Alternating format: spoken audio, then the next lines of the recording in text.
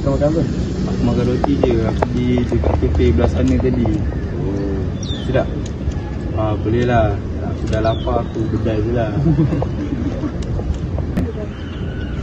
Mikael, aku rasa macam sakit perut lah. kau pasal? Tak tahu lah. Tapi tiba-tiba lepas aku makan roti ni, sakit pula perut aku. Terima. Aduh. Makin sakit perut aku. Okey. Sakit ni. Kau okey lagi tak? Tak okey lah. Masih sama. Sakit lagi. Berapa lagi?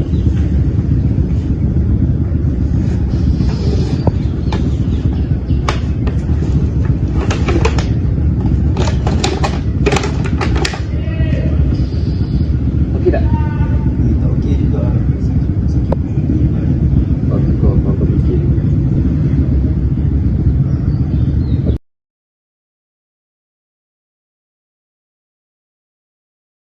Racun didefinisikan sebagai sebarang unsur sama ada pepejal, cair atau gas apabila diserap oleh badan dengan apa cara sekalipun dalam kuantiti tertentu yang reaksi kimianya akan merosakkan struktur tubuh. Terdapat beberapa cara kemasukan racun iaitu melalui mulut, sedutan, serapan melalui kulit serta suntikan.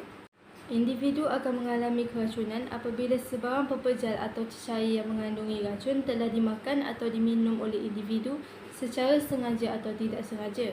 Seterusnya, gas beracun atau gas aerosol daripada penyembuhan racun makhluk perosak juga akan menyebabkan individu mengalami keracunan selepas sumber racun telah disedut melalui rongga hidung atau mulut. Tambahan lagi, serapan daripada kulit juga akan menyebabkan kemasukan racun ke dalam individu. Lebih-lebih lagi apabila tubuh individu terdapat kulit yang melelas atau terluka, menyebabkan racun ubatan topikal atau racun tanaman lebih mudah untuk meresap ke dalam kulit mereka. Akhir sekali, suntikan juga akan menyebabkan individu mengalami keracunan, lebih-lebih lagi terhadap individu yang mengamalkan penggunaan dadah atau ubatan secara suntikan, terutamanya dalam penyalahgunaan dadah.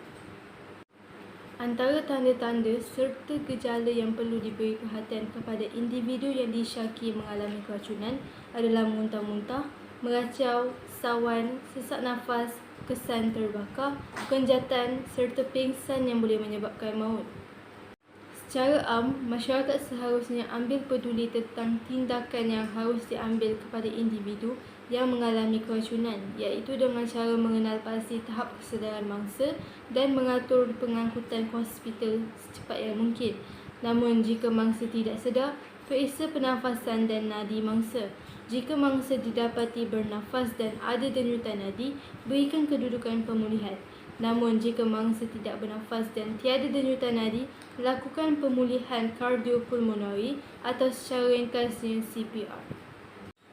Untuk lebih spesifik, masyarakat perlu memberi tindakan kepada mangsa yang mengalami keracunan melalui mulut dengan cara mengenal pasti jenis racun sama ada korosif atau kaustik, menilai keadaan pesakit sama ada sedar atau tidak.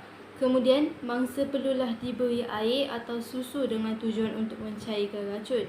Mangsa juga perlulah dimuntahkan dengan sengaja dengan cara menggelitik anak tekak mereka. Dan akhir sekali, mangsa perlu dibawa ke hospital dengan secepat yang mungkin bagi tujuan rawatan. Selain itu, mangsa yang mengalami keracunan gas perlu dirawat dengan segera dengan cara mengeluarkan mangsa daripada tempat gas beracun serta meletakkan mangsa di tempat yang lapang dan selamat. Jika mangsa tidak sedarkan diri, letakkan mereka di dalam kedudukan pemulihan. Namun, jika jantung serta nadinya telah terhenti, mulakan pemulihan kardiopulmonari atau CPR dengan kadar segera.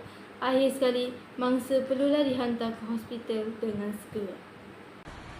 Antara sebab keracunan makanan berlaku adalah: yang pertama, makanan terdedah; yang kedua, penyediaan makanan yang tidak sempurna; yang ketiga, makanan basi atau expired; yang keempat, alergik makanan; dan yang kelima, kebersihan dan kesihatan tukang masak yang tidak dijaga dengan baik.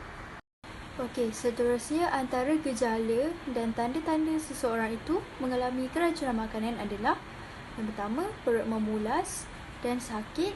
Yang kedua, loya, muntah. Yang ketiga adalah berasa sakit kepala dan demam.